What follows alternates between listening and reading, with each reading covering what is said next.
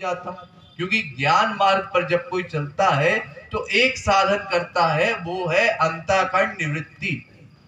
वो साधक ये सोचता है कि इस अंतःकरण ने हमको बड़ा कष्ट दिया, इसी अंतःकरण के कारण हम बार बार संसार में भागते हैं। देखने को बढ़िया मिल जाए, सुनने को बढ़िया मिल जाए, खाने को बढ़िया मिल जाए, तो चलो पेट का झंझट ही खत्म करो। भूख समाप्त कर दी उन्होंने, खाना पीना समाप्त कर दिया। देखने का सुख ना मिले, समाधि में ही रहेंगे। सुनने का सुख ना मिले, अपने मन पर इतना काबू कर लिया कि इनको कुछ सुनाई भी नहीं देता। यानी पांचों तरह की जो इंद्रियां हैं हमारी, उन सबका वर्ग खत्म कर दिया और अंतःकरण को बिल्कुल जड़ बना लिया, अंतःकरण ही निवृत्त कर लिया। योगाग्नि से अपना सुख दुख भोगने वाला अंतःकरण ही समाप्त कर दिया। लेकिन ये अंतःकरण तो बड़े काम की चीज है। ये उसको तब पता चलता है जब भगवान उसके सामने आते हैं, क्योंकि भगवान जब सामने आए तो वो आनंद जो मिला भीतर से, वो फिर उसने कभी सोचा भी नहीं था, कभी ऐसा समझा भी नहीं था कि ऐसा सुख भी कभी कोई अनुभव कर सकता है। उनका तो यही मानना था कि माया मिथ्या है, माया कुछ नहीं है और भगवान ही सब कुछ है। इसी कारण से वो माया से भगने के लिए, माया निवृत्ति करवाने के लिए अपना अंतःकरण ही समाप्त कर दे रहे थे। तो भगवान के अवतार लेने का कारण क्या? परमहंस को श्री परमहंस बनाने के लिए भगवान इस धरा पर आते। बाकी जो धर्म संस्थापना वगैरह के कार्य हैं वो औपचारिक कारण है। क्यों? क्योंकि अगर ये पूछा जाए कि जिस राक्षस से भगवान बचाने के लिए आए हैं वो राक्षस कौन है, ये रावण, कुंभकर्ण या जो भी है राक्षस, ये राक्षस सब कौन लोग हैं? ये सब महापुरुष लोग हैं, भगवान के ही जन है। ऐसा नहीं कि ये हमारी तरह मायाधीन जीव है, ये भगवान ही अपने जनों को भेज भेज के राक्षस बनाया करते हैं और फिर उनके साथ युद्ध किया करते हैं। यूं समझिए, एक बार का आख्यान है कि जय विजय, आप लोगों को पता ही है, भगवान के पार्षद थे जय विजय, दो लोग। तो इन दोनों को भगवान ने रावण कुंभकर्ण बनाने की प्लानिंग की, स्कीम की। एक दिन अचानक से भगवान को बैठे बैठे खुजाल मचा। बताइए, दिव्य चिन्मय देह में खुजली हो रही है भगवान को। और क्या खुजली हुई? युद्ध करेंगे, आज लड़ाई करेंगे। और लड़ाई किससे करेंगे? ये संसारी लोग तो हमारे बराबर है नहीं, इनको तो एक घूसा मारेंगे ये वही बेहोश हो जाएंगे। लड़ाई बराबर वालों में की जाती है, तब लड़ाई का मजा आता है। अगर कोई प्रतिद्वंदी ढंग का ना मिले तो क्या मजा मिलेगा? इसलिए कोई हमारे बराबर की, हमारे टक्कर की पर्सनैलिटी हो तो हम युद्ध करेंगे। तो कौन है हमारे बराबर का? हमारे जो महापुरुष लोग हैं, हमारे जज जो है, ये हमारे बराबर के लोग हैं। और उसमें भी जो हमारे नित्य पार्षद हैं, ये जय विजय, ये हमारे टक्कर की। तो चलो इन्हीं को राक्षस बनाते हैं। और इनको राक्षस बनाने के लिए वहां सनकादिक परमहंसों के मन में इच्छा उत्पन्न की कि तुम सब हमसे मिलने आओ। और वहां तस्य में तज्जने भेदा भावा, भगवान के जनों के पास आ रहे हैं और वो भगवान के नित्य पार्षद, जिन पर कभी माया हावी नहीं हुई, उनके दिमाग से ये ज्ञान चला गया कि ऋषि मुनियों के साथ या भगवान के जो भक्त है उनके साथ किस तरह का व्यवहार करना चाहिए, और वो उनको दरवाजे पर ही रोक दे रहे हैं। और जो परमहंस लोग हैं, जिनमें कभी किसी प्रकार का कोई माइक दोष नहीं आ सकता, उनको क्रोध आ रहा है। और क्रोध भी नॉर्मल सीमा का नहीं, इतना भयंकर क्रोध आ रहा है कि ये श्राप देने को तैयार हो गए। और दूसरी तरफ हम संसार में देखते हैं हरिदास सरी के उदाहरण, कि उनको इतना कष्ट दिया हम सब लोगों ने, फिर भी वो कभी कोई दुर्भावना नहीं रखते हम लोगों के प्रति। और ये लोग केवल रोक देने पर दरवाजे पर इतना क्रोधित हो गए कि अब श्राप देने को आतुर है। और श्राप भी सोच समझ के देंगे, यानी ऐसा नहीं कि इनको श्राप दे दिया कि ये हमेशा के लिए राक्षस बन जाए। श्राप दिया कि 3 जन्म के लिए राक्षस बने, 3 जन्म में भगवान का पेट भर जाएगा, जितनी ये खुजली मची थी युद्ध करने की समाप्त हो जाएगी। तो 3 जन्म के लिए नाटक करेंगे, उसके बाद वापिस आ जाएंगे। और फिर जब कोई पूछेगा मृत्युलोक में कि तुम क्यों आए हो, तो भगवान कह देंगे परित्राणाय साधुनाम। ये रावण कुंभकर्ण इतने बलवान है, विश्वामित्र वशिष्ठ कुछ कर नहीं पा रहे, इसलिए मैं आया हूं तुम्हारी रक्षा के लिए।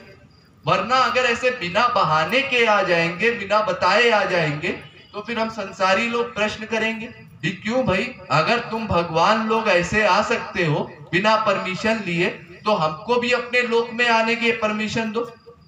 हमारे यहाँ भी अगर कोई देश कहीं जाना चाहता है, किसी देश का निवासी दूसरे देश के निवासी जाना जाता है, तो उसको परमिशन लेनी पड़ती है, वीजा पासपोर्ट तमाम नाटक करना पड़ता है। तो पहले परमिशन लो नित्यलोक वासियों से कि हम तुम्हारे लोक में आना चाहते हैं, फिर जब हम परमिशन देंगे तब आओ। और अगर बिना परमिशन के आते हो तो हमको भी अपने लोक में आने की परमिशन दो। वहां तो तुम कह देते हो अधिकारी नहीं हो, तुम सब घुस नहीं सकते, माया का प्रवेश नहीं है, और हमारे लोक में माया में जबरदस्ती बिना बताए घुस आते हो। इसलिए भगवान ने कहा ये सब हिसाब ठीक नहीं है, ठीक ठीक पूरी स्क्रिप्ट बनाओ, राम के जन्म से लेकर के रावण के मरने तक, और बिल्कुल ऐसा लगना चाहिए जैसे मैं रावण को मारने के लिए आया था। और फिर तमाम प्रकार की औपचारिक बातें फैलाई कि रावण राक्षस था और मैंने उसका वध कर दिया, जबकि ऐसा कुछ था नहीं, वो स्वयं महापुरुष था। लेकिन ये सब अंतरंग बातें। तो उससे बढ़िया कारण ये कि परमहंस को श्री परमहंस बनाने के लिए भगवान आते हैं। लेकिन ये वो कारण है जो परमहंसों को पसंद है। इससे भी बढ़िया एक कारण है जो संतों को पसंद है, रसिकों को पसंद है। वो कौन सा कारण है, इसको भी समझ लीजिए। दो तरह की पर्सनैलिटी होती है, एक जो कृतकृत्य हो चुकी, जिनका करना समाप्त हो चुका, वो मायाती, जिसको आनंद मिल गया। हम सब कोई भी वर्क क्यों करते हैं, आनंदम प्राप्ति के लिए करते हैं। तो जब आनंद मिल गया उसके बाद कोई वर्क हुआ तो क्यों हुआ, वो दूसरे जीव को आनंद मिले इसलिए होगा। जब खुद का पेट भर गया तो दूसरे का पेट भरने के लिए प्रयत्न किया जाता है। ऐसे ही जब किसी जीव को आनंद मिल जाता है तो वो सोचता है ये बेचारे भी हमारी तरह तड़प रहे हैं। जैसे एक दिन हम तड़पा करते थे, हम भगवान को पाने के लिए तमाम माया में ठोकरें खाया करते थे, ऐसे ये भी बेचारे आजकल अज्ञान के कारण माया की ठोकर खा रहे हैं। तो जरा इनको भी तत्व ज्ञान दो, भगवान तक पहुंचने का रास्ता दिखाओ। इसलिए वो आ करके हम पर जीवों पर कृपा करने के लिए अकारण करुण होने के कारण वो आकर के जीव कल्याण के लिए प्रयत्न करते हैं। उनके कर्म का और कोई उद्देश्य होता ही नहीं। भगवत प्राप्ति के बाद महापुरुष जो भी वर्क करता है वो केवल जीव कल्याण के लिए ही होता है, क्योंकि ना नवा नवाप्तव्य, उनका प्राप्तव्य समाप्त हो गया, पाना खत्म हो गया। तो अब उसके बाद उनसे कोई वर्क हुआ तो वो जीव कल्याण के लिए ही होगा। और अगर इस सिद्धांत को हम अच्छे से समझ लेंगे तो उसके बाद हमारे मन में किसी तरह का प्रश्न नहीं रह जाएगा कि भगवान ने ऐसा वर्क क्यों किया, महापुरुष ने ऐसा वर्क क्यों किया। फिर तो हम कैसी भी लीला सुनेंगे यही समझेंगे कि वो हमारे कल्याण के लिए होगी। अरे कोई कितना ही उटपटांग कथांग सुनाए कि एक बार ऐसा हुआ था कि लक्ष्मण जी बड़े क्रोध में आए और उन्होंने राम जी को एक झापड़ मारा और राम जी गिरे भूमि पर और सीता जी देख करके बेहोश हो गए। अब लोग झगड़ने बैठ जाएंगे, ऐसे कैसे तुमने बोल दिया, ऐसा कोई आख्यान नहीं है रामायण में। अरे सुन लीजिए, बोलने वाला बोल रहा है, सुन लीजिए, आपका क्या जाता है। अरे अनंत ब्रह्मांड है, अनंत ब्रह्मांडों में अनंत तरह की लीला हो रही है। हो सकता है किसी ब्रह्मांड में ऐसी लीला हो, लेकिन कोई भी लीला होगी, कितनी भी विचित्र लीला होगी, वो लीला केवल हम जीवों के कल्याण के लिए ही होगी। जितने वर्क भगवान ने किए जब से सृष्टि की तब से आज तक, वो सब हमारे कल्याण के लिए ही किए। मुख्यम तस्य कारण्य, जब कुछ नहीं था, महाप्रलय काल था, उस समय हम सब भगवान के महोदर में लीन थे, कारणाणव शरीर में थे और ये प्रार्थना कर रहे थे, यह भगवान फिर से सृष्टि कर दीजिए, फिर से संसार करके हमको एक मौका दीजिए ताकि हम आपकी भक्ति कर सके। तो हम पर दया खा करके हम सबको भगवान ने पुनः प्रकट कर दिया और इस संसार में भेज दिया।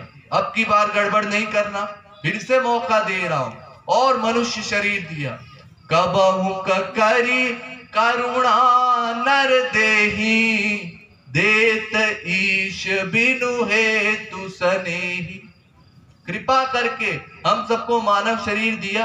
हाँ, ये मानव शरीर है, ये बड़ा दुर्लभ है। अब इससे मेरा ज्ञान प्राप्त करो, फिर इससे शरणागति करो, मुझे पाने का प्रयत्न करो। और फिर उसके बाद हमारे अंतःकरण में भी बैठ गए, मैं तुम्हारे कर्म भी नोट करूंगा। तुरंत सतर्क होके जैसे ही तुम्हारे मन में ये भावना आई कि भगवान ही मेरा है, उसी क्षण से सब कार्यवाही शुरू कर दूंगा। आत्यांतिक दुख निवृत्ति, त्रिकाल निवृत्ति, त्रिदोष निवृत्ति, पंचक्लेश निवृत्ति, पंचकोश निवृत्ति, आनंदम प्राप्ति तक सब जितने भी कॉन्ट्रैक्ट पेपर वर्क होता है सब एक साथ कर दूंगा। इसलिए सतर्क होकर के नोट करते रहते हैं। सर्वव्यापक भी हो गए। जिस चीज में मेरी भावना कर लो, पत्थर में भावना कर लो तो भी ठीक है, अपने बेटे में भावना कर लो तो भी ठीक है, किसी भी तरह से मन का लगाव मुझ में कर लो। इसके लिए भगवान सर्वव्यापक भी हो गए। अपने नाम रूप लीला गुण धाम जन में भी अपने आप को बसा दिया। मैं सर्वत्र हूं, कहीं भी किसी भी तरह से बस मुझे अपना लो, मुझे अपना मान लो, बस इतनी शर्त रखी भगवान ने। जितने भी वर्क किए, खुद अवतार लेकर के आना, महापुरुषों को भेजना, ग्रंथ लिखना, हमको सब तरह का ज्ञान देना, जितने भी वर्क हुए वो सब हमारे कल्याण के लिए ही हुए। लेकिन अब उसमें हमारा क्या कल्याण है ये हम नहीं समझ सकते। अरे हम तो संसार में कई बातें नहीं समझ पाते।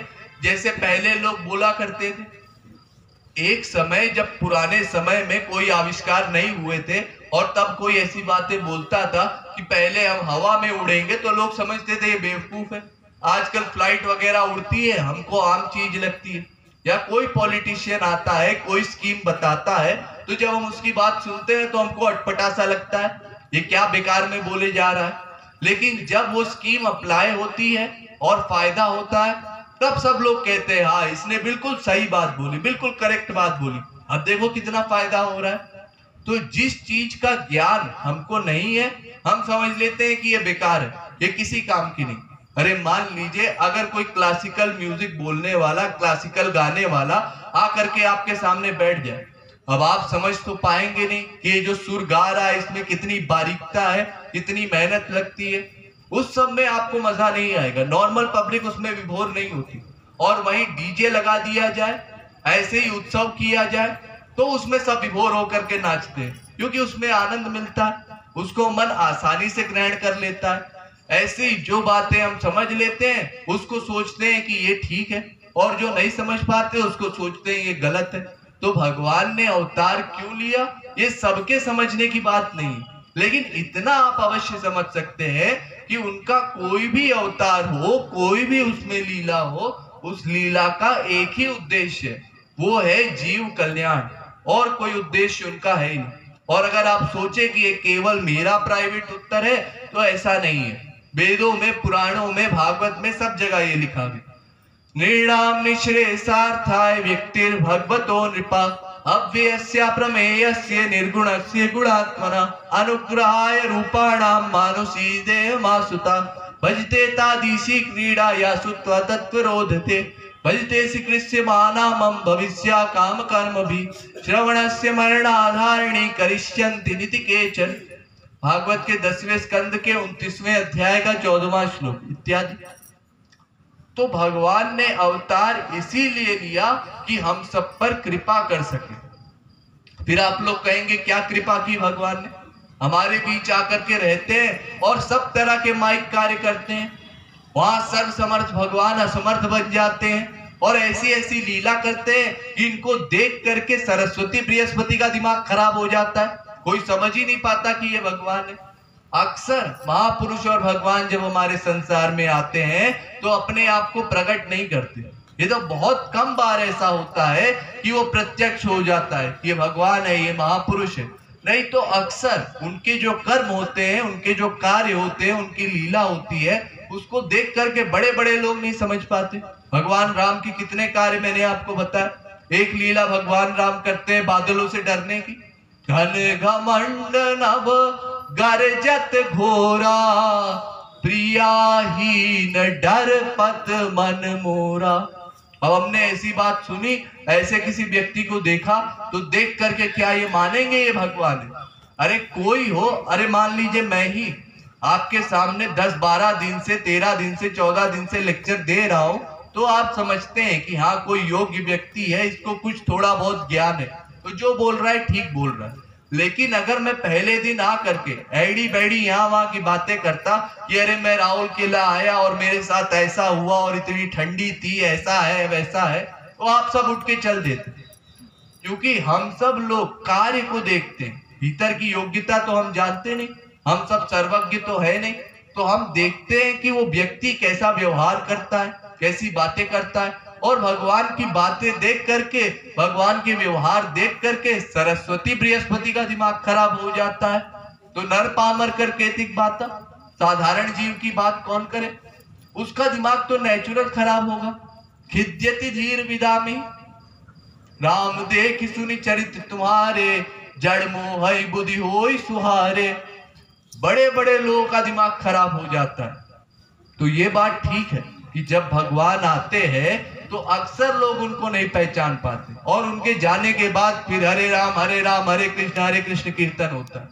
लेकिन यही मेन विशेषता है कि यद्यपि भगवान के रहते हुए वो एक का भी कल्याण नहीं कर पाते, लेकिन जब वो इस संसार से चले जाते हैं तो वो भगवान जो अपने पीछे अपना नाम, रूप, लीला, गुण, धाम, जन छोड़ जाते हैं, उसका अवलंब लेकर के फिर हम भगवान को प्राप्त कर लेते हैं।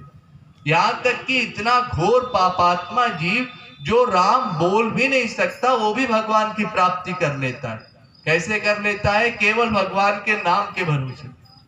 तो यद्यपि भगवान ने अपने अवतार काल में किसी का लाभ नहीं किया, लेकिन अपने जाने के बाद फिर जो ये अपनी सब चीजें छोड़ गए, इससे ये सबका कल्याण करते हैं।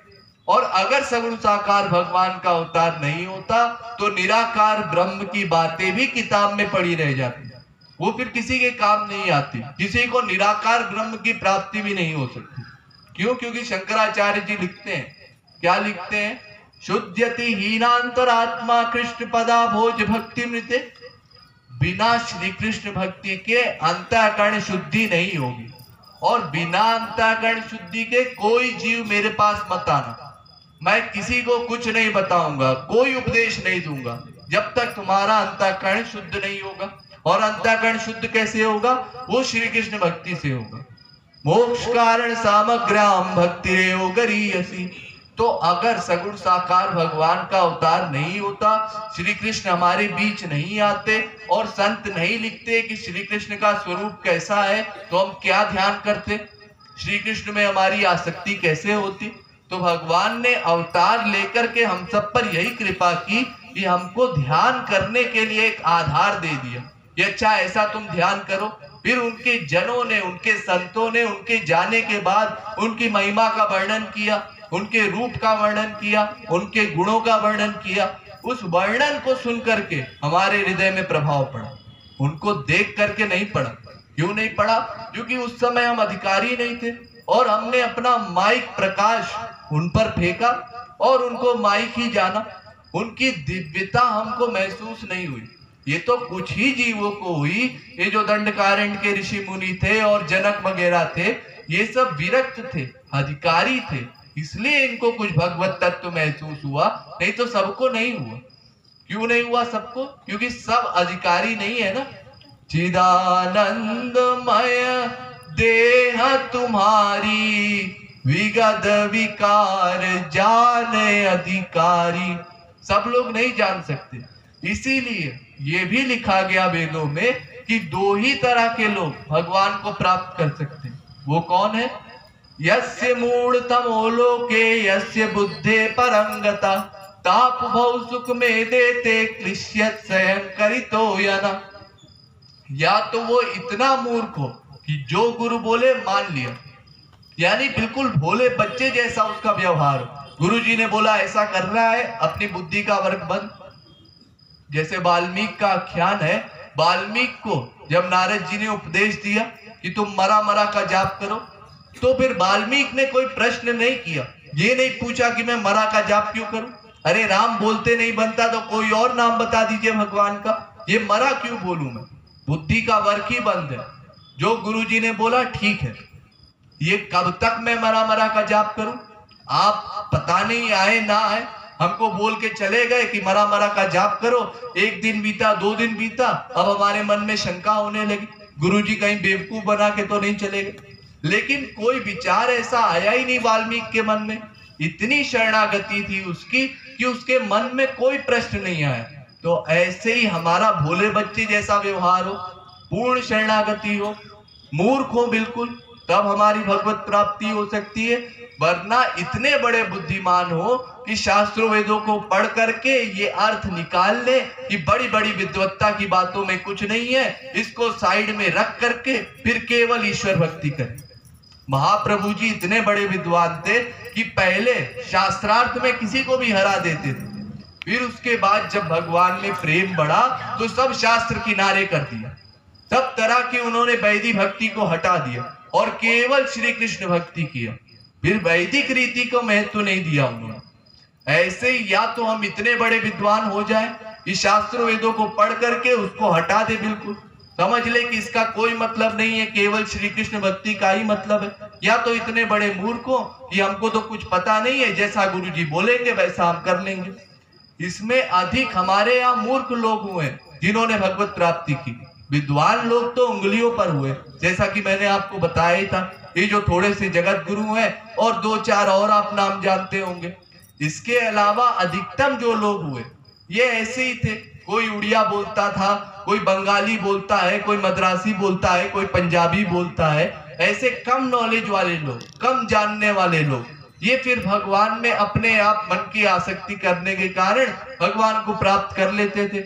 और गुरु ने जैसा बोला उसकी बताई गई साधना की और अंतःकरण शुद्धि हो गई तो भगवान मिल गए। सीधी सी बात है। क्योंकि भगवान को पाने के लिए भगवान ने कोई शर्त नहीं रखी, बस इतना कहा कि मुझ में प्रेम करो। और प्रेम करना पशु पक्षी भी जानते हैं, मनुष्य की कौन कहे। सीधा सा सिद्धांत है, जाते कछु निज स्वार्थ होई, ता पर ममता करे सब कोई। स्वार्थ साचु जीव कहे हाँ, मन क्रम वचन राम पद नेहा। ये बस रियलाइज कर ले हम कि हमारा स्वार्थ श्री कृष्ण में ही है, बस अपने आप प्रेम हो जाएगा। और जैसे प्रेम हुआ तुरंत भगवान मिल जाएंगे। अतएव इस बात को समझ लीजिए कि भगवान का जन्म दिव्य, भगवान का कर्म दिव्य, भगवान का शरीर दिव्य और भगवान के अवतार के कई कारण हैं, लेकिन सबसे बढ़िया कारण यही है कि भगवान हम पर कृपा करने के लिए, जीव कल्याण के लिए आते हैं। और उसमें भी जीव कल्याण ये है कि जो वो अपना नाम रूप लीला गुण धाम जन छोड़ जाते हैं ताकि उसका सहारा लेकर के हम फिर से उनको पा सके, अपने मन का लगाव उनके भीतर कर सके। अब इसके बाद एक और पॉइंट समझने वाला है, वो क्या? भगवान के समस्त अवतार परिपूर्ण है, कोई अवतार छोटा बड़ा नहीं है कि हम ये सोचे कि रामा अवतार छोटा है, कृष्णा अवतार बड़ा है। ऐसा कुछ भी नहीं है। भगवान के लिए वेदों में लिखा गया, ओम पूर्णमिदं पूर्णमिदं पूर्णात् पूर्णमुदच्यते पूर्णस्य पूर्णमादाय पूर्णमेवावशिष्यते। भगवान का गणित कुछ ऐसा है, भगवान ऐसा पूर्ण है कि उस पूर्ण में से हम पूर्ण निकाल दें तो भी पूर्ण बचे। यानी अनंत प्लस अनंत बराबर अनंत, अनंत माइनस अनंत बराबर अनंत, अनंत गुणे अनंत बराबर अनंत, अनंत बटे अनंत बराबर अनंत। अनंत में आप कुछ भी मल्टीप्लिकेशन डिवीजन कुछ भी लगा लीजिए, मैथ्स का कोई भी इक्वेशन, उसका उत्तर अनंत ही आएगा। ऐसा अनंत है भगवान। तो भगवान ने जो भी अवतार लिए उसको चाहे आप अंशा अवतार बोलिए, चाहे कला अवतार बोलिए, चाहे आवेशा अवतार बोलिए, ये खाली अलग अलग नाम है। इन नामों का क्या मतलब है? भगवान को जिस अवतारों में जितनी शक्तियों की आवश्यकता थी उस अवतार में भगवान उतनी शक्ति लेकर के आए। लेकिन इसका मतलब ये नहीं कि वो भगवान छोटा बड़ा हो गया। जैसे यूं समझिए, अगर आपको 1 गिलास पानी की जरूरत है तो आप 1 गिलास पानी उठाते हैं। अगर आप पहलवान भी है, बहुत ताकतवर भी है, फिर भी 1 गिलास पानी उठाएंगे। ऐसा तो नहीं है कि आप पहलवान हैं और आपको 1 गिलास पानी की जरूरत है तो भी आप 1 बाल्टी पानी उठाएंगे। अरे जब आपको 1 गिलास पानी की जरूरत है तो आप पूरी बाल्टी क्यों उठाएंगे? तो ऐसे ही भगवान को जितनी शक्तियों की जरूरत थी उस अवतार में भगवान ने उतनी शक्तियां प्रकट की। जिन शक्तियों की जरूरत नहीं थी वो भगवान ने प्रकट नहीं की। अरे यूं समझिए, जैसे एक प्रोफेसर होता है, एक टीचर होता है, तो वो स्टूडेंट की काबिलियत को देखते हुए अपना ज्ञान प्रकट करता है। अगर कोई 2-3 साल का बच्चा है तो उसके सामने उस लेवल की बातें करेगा। अगर कोई 10वीं क्लास का बच्चा है तो 10वीं कक्षा का ज्ञान बताएगा। और अगर कोई MA BA का बच्चा है, टेक्नोलॉजी IIT का बच्चा है, तो उसको उस लेवल का ज्ञान देगा। यानी सामने वाले को देखते हुए अपनी काबिलियत का प्रदर्शन करेगा। ऐसा थोड़ी करेगा कि कोई 2-3 साल का बच्चा है और उसके सामने 11वीं 12वीं की पढ़ाई वो पढ़ाने लगे, तो बच्चा भी क्या समझ पाएगा बेचारा। या यूं समझिए जैसे हम लोग तमाम अलग अलग तरह लोगों के साथ अलग अलग व्यवहार करते हैं। ऑफिस में जाते हैं तो इंग्लिश में बात किया करते हैं, नॉर्मल लोगों के साथ बात करते हैं हिंदी में बात किया करते हैं, अपने दोस्तों के साथ बात करते हैं उड़िया में बात किया करते हैं, और बाकी गांव में जाते हैं तो गवारी भाषा में कई लोग बात करने लगते हैं। वो व्यक्ति वही है, लेकिन बात करने के तरीके में कितना फर्क पड़ता है। उसी तरह से वही भगवान है जो अलग अलग गुणों को धारण किया करता है, और किसी जन्म में सीधा साधा बन जाएगा, किसी जन्म में टेढ़ा ताड़ा बन जाएगा, किसी जन्म में क्रोधी बन जाएगा, तो किसी जन्म में बुद्ध बन जाएगा, एकदम शांत बन जाएगा। वो पर्सनैलिटी वही है, बस अलग अलग तरह के गुणों को धारण किया करता है। हाँ, ये बात अलग है कि हमारा मन सब तरह के अवतारों में नहीं लगता, क्योंकि हमारा मन तो ये चाहता है कि जिस भी पर्सनैलिटी को हम ग्रहण करें उसमें सब तरह की खूबियां हो, अच्छा नाम भी हो, रूप भी हो, गुण भी हो, लीला भी हो, तब जाकर के हमारा मन किसी में लगता है। अगर खाली रूप ही रूप है तो हाँ ठीक है, बड़ा सुंदर दिखाई देता है, लेकिन व्यवहार बड़ा खराब है, हमारा मन नहीं लग पाता उसमें। हमारा मन तो तमाम चीजें देखता है ना। तो इस तरह से अगर देखा जाए तो दो ही अवतार ऐसे हैं जो लीला के दृष्टिकोण से अधिक रसदायक थे, वो है रामावतार और कृष्णावतार। इसीलिए हमारे देश में राम और कृष्ण के अधिक उपासक होते हैं, और उसमें भी कृष्णावतार में अधिक आकर्षक लीलाएं हुई हैं, इसलिए ठाकुर जी के अधिक उपासक हैं। लेकिन इसका ये मतलब नहीं है कि खाली ठाकुर जी ही भगवान है और राम जी छोटे हो गए। राम जी के लिए भी तुलसीदास जी लिखते हैं कि रामस्तु भगवान स्वयं, राम भी भगवान है, लेकिन रामावतार में पूर्ण अवतार नहीं हुए। क्या मतलब रामावतार में भगवान ने पांचों भावों का रस प्रकट नहीं किया। माधुर्य भाव का रस रामावतार काल में किसी को नहीं मिला। जितने बड़े बड़े ऋषि मुनि थे सबको यही बोल दिया भगवान ने, इस जन्म में कुछ नहीं मिलेगा, फिर क्या करें हम।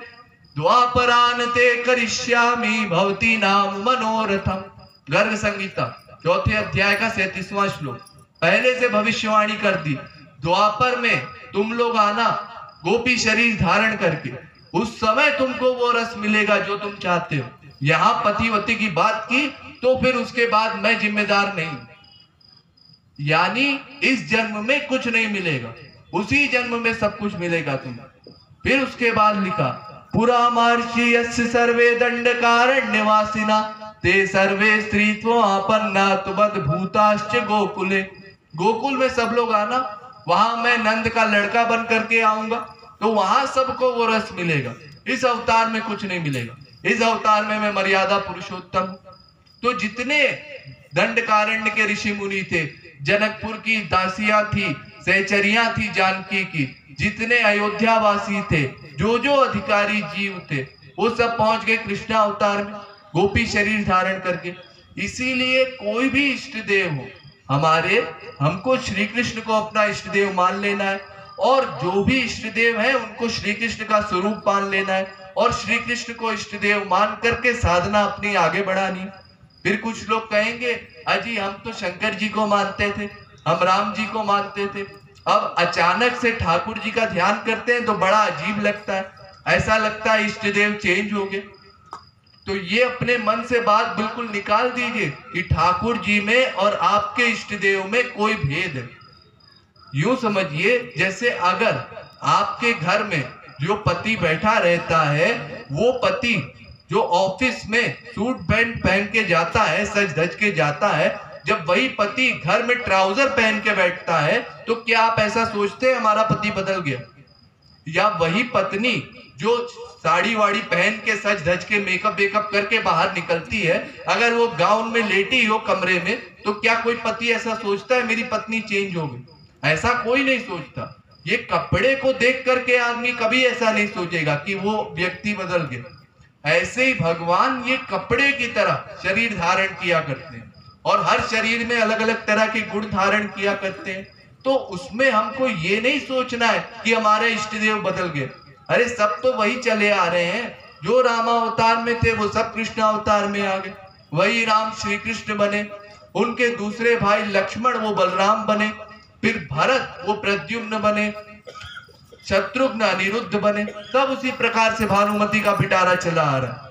त्वं सीता मिथिलायां स्वच्छाया द्रौपदी सती रामेण नीता क्वचन त्वं रामस्य कामिनी। यहाँ तक कि लिख दिया गया सीता ही राधा है। वो केवल हमारे देखने का दृष्टिकोण अलग है। अरे यूं समझिए एक कथांक से कि एक बार ऐसा हुआ कि यशोदा मैया अपने छोटे से लाला को कहानी सुनाने लगी, राम जी की कहानी। ये लाला सुन, एक बार ऐसा था कि अयोध्या एक नगरी थी वगैरह वगैरह, उसमें दशरथ राजा थे वगैरह वगैरह, फिर उनके 4 लड़के हुए, भरत शत्रुघ्न राम लक्ष्मण वगैरह वगैरह। फिर उसके बाद उसमें से राम सबसे बड़े थे, जिस दिन उनका राज्याभिषेक होना था उनको वनवास दे दिया गया वगैरह वगैरह। फिर वो वनवास में गए तो उनकी पत्नी का हरण सीता ने कर लिया वगैरह वगैरह। और जहां ऐसा सुना कि सीता का हरण हो गया, वो छोटे से ठाकुर जी जो मैया की गोद में सो रहे थे, अचानक से वो रामावतार का दृश्य याद आ गया। और जहां उन्होंने सुना कि सीता का हरण हुआ तो चिल्लाने लगे जोर जोर से, तीते तीते तीते। अब मैया ने सोचा इसको क्या हो गया, ये तो अच्छा खासा सो रहा था, ये क्यों अचानक से चिल्लाने लगे। और कहने लगे लक्ष्मण मेरा धनुष ले आओ लक्ष्मण। अब यशोदा मैया हैरान है कि ऐसी बातें ये क्यों कह रहा है। ऐसा इसलिए कह रहे हैं क्योंकि पिछले जन्म में इन्होंने वो रोल किया था, तो इनको अपना रोल याद आ गया। वही पुरानी बीमारी फिर से खोपड़ी में सवार हो गई, फिर हा सीता कह करके बेहोश होने लगे। तो वही ठाकुर जी है, वही राम जी है। ये जब विश्वास करेंगे हम, तब हमारे भीतर की भक्ति ठाकुर जी के प्रति पक्की होगी। नहीं तो अगर ये समझेंगे कि सब भगवान अलग अलग है, सब शक्तियां अलग अलग है, तो कभी भी ठाकुर जी की उपासना नहीं कर पाएंगे। वो शंकर जी जो राम जी के दर्शन करने अवध पहुंचे, वही शंकर जी यशोदा मैया के द्वारे पहुंच गए। उन्होंने भेद नहीं किया राम और कृष्ण में, लेकिन हम उनसे ज्यादा समर्थ बन करके ये भेद करते हैं कि राम और कृष्ण दोनों अलग अलग हैं। फिर कुछ कहेंगे अजी हम तो तुलसीदास जैसे भक्त हैं। क्यों, तुलसीदास जी में क्या विशेषता है? तुलसीदास जी लिखते हैं ना, तुलसी मस्तक तब नवै धनुष बाण लोहार। हम तो तभी प्रणाम करेंगे जब हमारे रघुवीर सामने हो, जब हमारे रघुनाथ सामने हो। अच्छा तो ये बताइए, आप लोग तुलसीदास जी को जानते हैं, पढ़ा है उनका लिटरेचर? कल तो मैंने आपको इनका हाल बताया था कि चित्रकूट पे राम जी को तिलक किया और वृंदावन भागे ठाकुर जी के दर्शन के लिए। और इसके अलावा भी ये कितना गलत लिखते हैं 50 जगह। तुलसीदास जी ने जब ऐसा महसूस किया कि उनके ऊपर फिर माया हावी हो रही है रामायण लिखने के बाद, तो उन्होंने विनय पत्रिका लिखी हनुमान जी की आज्ञा समझ करके। उस विनय पत्रिका में उन्होंने राम का गुणगान किया कि हमारे राम गरीबों का साथ देते हैं, गरीब निवाज के हैं राम। तो उनसे पूछा गया कि भाई कौन से ऐसे गरीबों का उद्धार किया? तो वो लिखते हैं कि हमारे राम ने सुदामा का उद्धार किया, हमारे राम ने पांडवों का उद्धार किया, हमारे राम ने यमलार्जुन का उद्धार किया। विरद गरीब निवाज राम को, जड़ पतंग पांडव सुदाम को। अब ये सब कोई बताए कि राम ने किया था कि श्री कृष्ण ने किया था? अरे ये तो कोई भी जानता है कि ये सब श्री कृष्ण ने किया था, लेकिन तुलसीदास जी की ये भावना है कि हमारे राम ही कृष्ण है, इसलिए वो ऐसा लिखते हैं कि हमारे राम ने इन सब का उद्धार किया। उनके दिमाग में कोई भेद बुद्धि नहीं है कि ये राम और कृष्ण अलग अलग है, ये तो हम ऐसा सोचते हैं। तुलसीदास जी ने कितनी जगह कितनी बार ऐसा अभिनय किया कि मुझे माया लग गई, माया हावी हो गई। फिर उसके बाद भगवान से प्रार्थना करते हैं मुझे बचाओ मुझे बचाओ।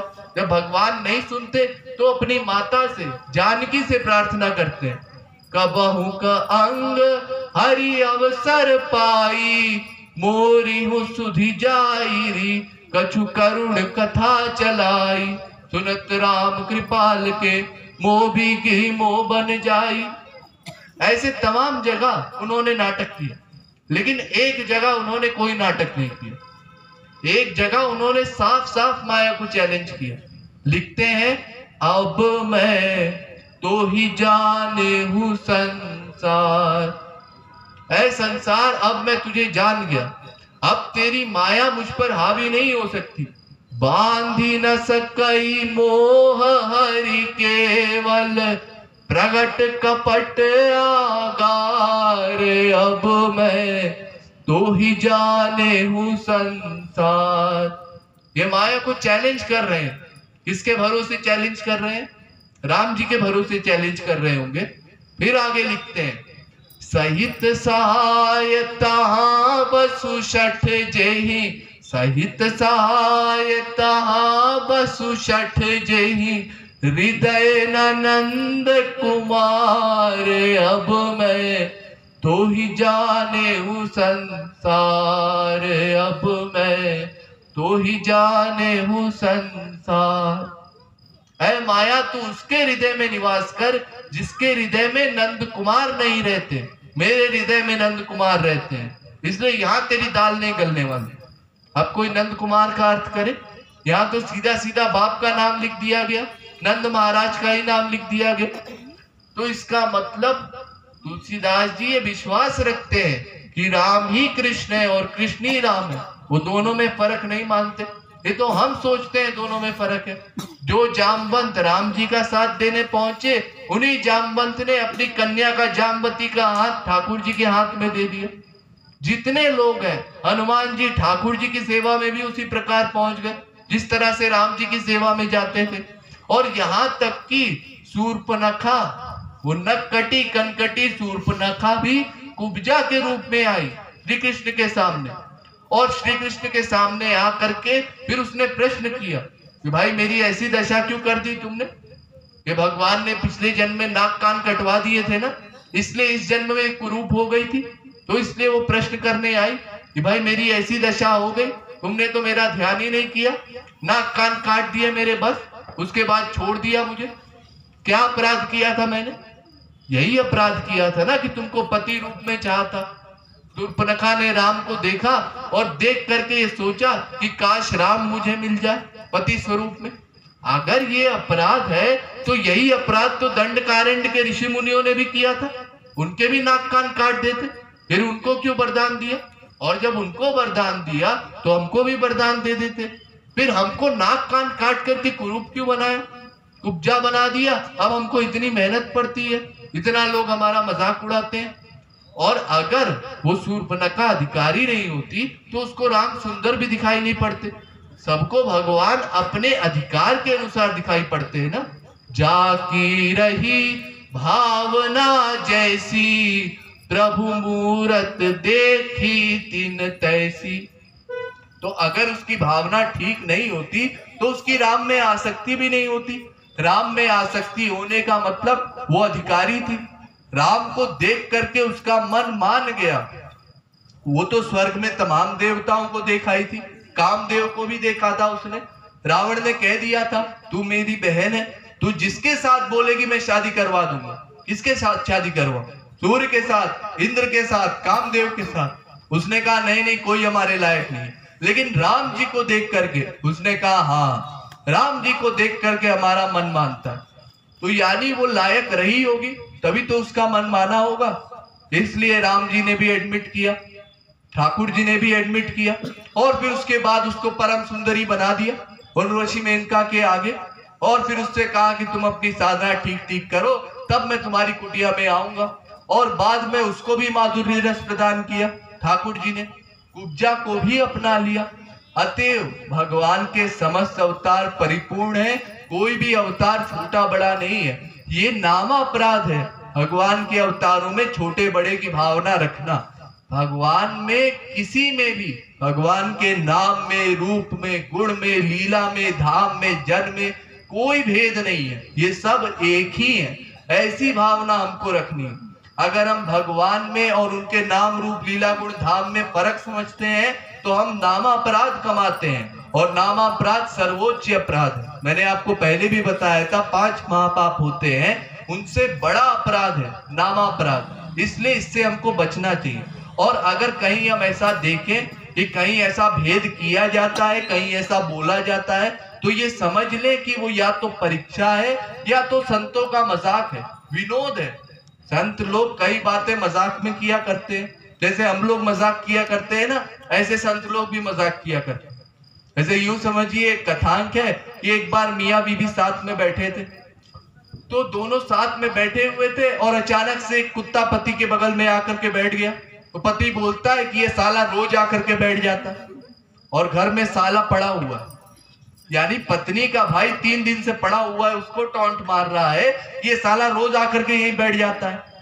तो पत्नी भी समझदार है, वो गुस्साती नहीं है, वो कहती है साला जीजा के बगल में नहीं बैठेगा तो और कहां बैठेगा, यानी अगर हमारा भाई कुत्ता है तो तुम भी कुत्ते हो, अपने आप को बड़ा तीसमार खान मत समझो।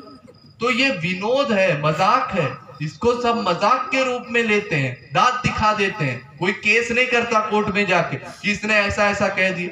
तो मजाक को हम लोग भी मजाक समझते हैं, ऐसे संत महात्मा भी तमाम तरह के मजाक करते हैं, उनका निंदा का लक्ष्य नहीं होता। नहीं निंदयम निंदभूतम प्रवर्तते अपितु विधेयम स्तोतुम। अरे यूं समझिए, जैसे एक बार दोनों तरफ से, एक तरफ से तुलसीदास, एक तरफ से सूरदास आमने सामने आए। तुलसीदास राम राम जपते हुए आए, ये श्री कृष्ण का हरे कृष्ण का जाप करते हुए आए। अब जब दोनों आमने सामने आए तो सूरदास ने प्रश्न किया, अरे तुलसीदास, तुम ये राम राम का जाप क्यों करते हो? अरे तुम्हारे राम तो 12 कला के अवतार है और हमारे श्री कृष्ण 16 कला के अवतार है, तो श्री कृष्ण का नाम जपा करो। अब क्या तुलसीदास जी इसका उत्तर नहीं दे सकते थे? हम लोग संसारी लोग लड़ने बैठ जाते हैं आपस में, भले कोई ज्ञान ना हो। तुलसीदास जी तो इतने ज्ञानी थे, उत्तर दे ही सकते थे, लेकिन तुलसीदास जी ने इस समय ज्ञान का प्रदर्शन करना ठीक नहीं समझा। वो ये समझ गए कि ये मजाक कर रहे हैं, हमारी खिंचाई कर रहे हैं। तो तुलसीदास जी कहते हैं, अरे आप कौन है? उन्होंने बताया, मैं सूरदास हूं। अरे आप सूरदास जी हैं, अहो भाग्य हमारे, आप जैसे संत के दर्शन हुए, और आप बताते हैं कि मेरे राम 12 कला के अवतार थे। मैं तो आज तक जानता ही नहीं था कि वो भगवान है, मैं तो राम को राजकुमार मान करके प्यार करता था। अब आपके बताने से कि वो 12 कला के अवतार है, मेरी आसक्ति तो 12 गुना और बढ़ गई। ये संतों का विनोद है, मजाक है, इसमें कोई आपस में लड़ाई नहीं है कि इन्होंने राम जी की बुराई कर दी या उन्होंने ठाकुर जी का निरादर कर दिया। ऐसी बहुत सी बातें संत किया करते हैं। यहाँ तक कि सूरदास जी तो लिखते हैं कि प्यार करने से आज तक किसी को सुख नहीं मिला।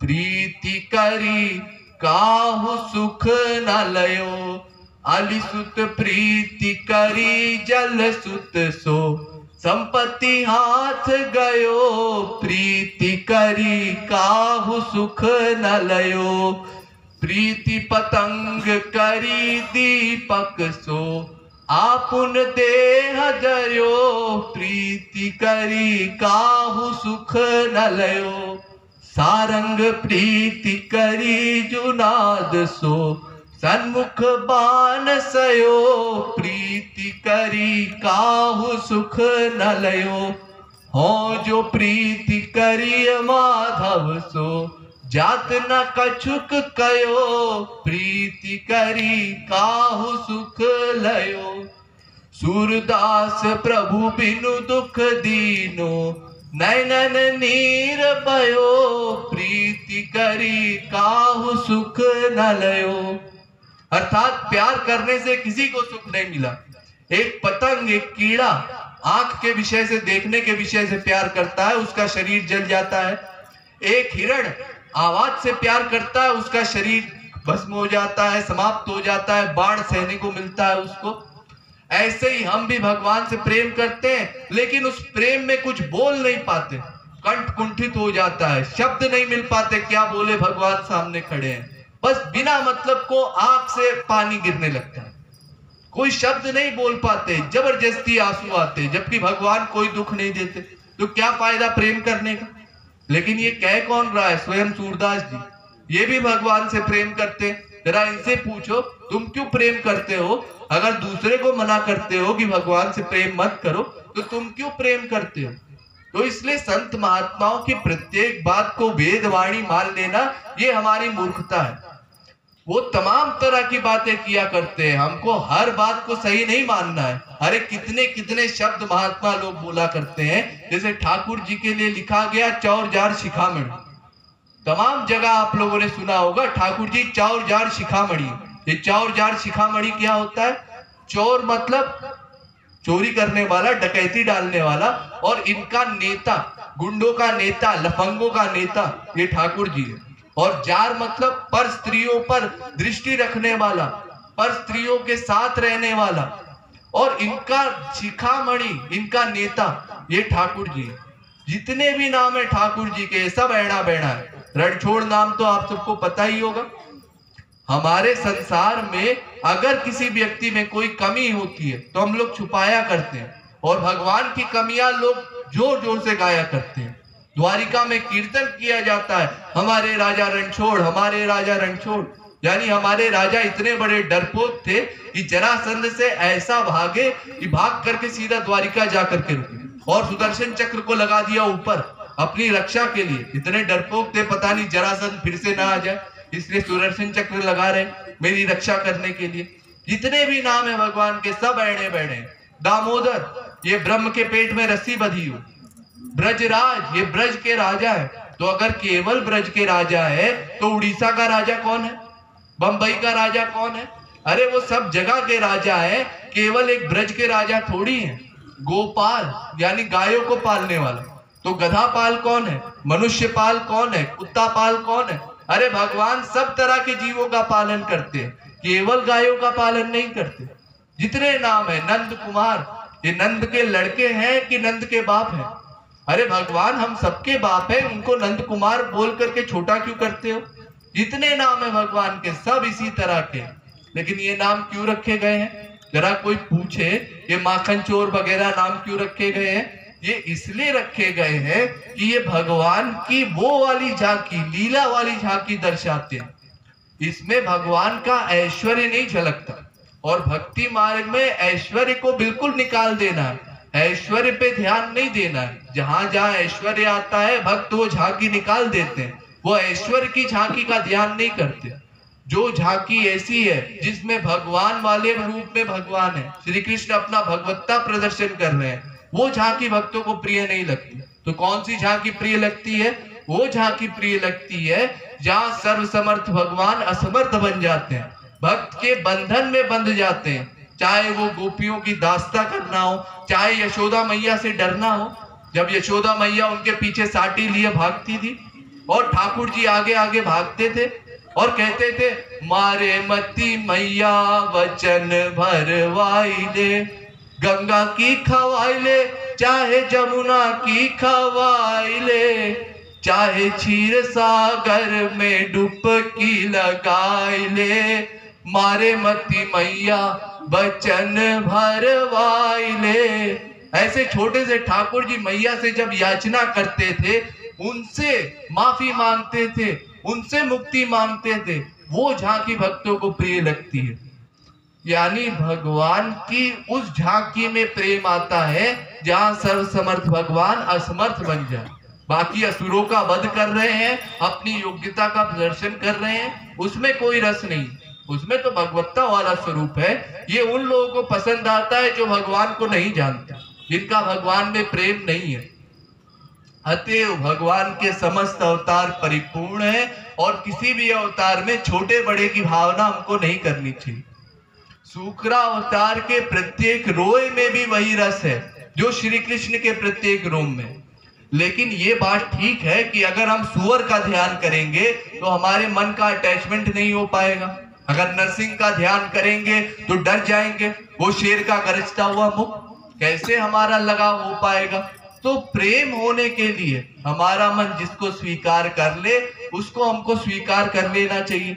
तो इस दृष्टिकोण से कृष्णा अवतार में सबका मन आसानी से लग जाता है, क्योंकि ठाकुर जी की रूप माधुरी भी ऐसी है और उनकी लीला माधुरी भी ऐसी है जिसको देख करके अपने आप मन का खिंचाव हो जाता है। इसलिए हमारे कोई भी इष्ट देव हो, श्री कृष्ण को हमको इष्ट देव मान करके साधना करके अपना लाभ लेना चाहिए। अब इसके बाद जो बचा हुआ विषय है कर्मयोग की साधना का, कि किस प्रकार से हमारा मन निरंतर भगवान में लगा रहे, जैसा भगवान ने अर्जुन को उपदेश दिया था, वो आपको कल बताया जाएगा। बोलिए वृंदावन बिहारी लाल की।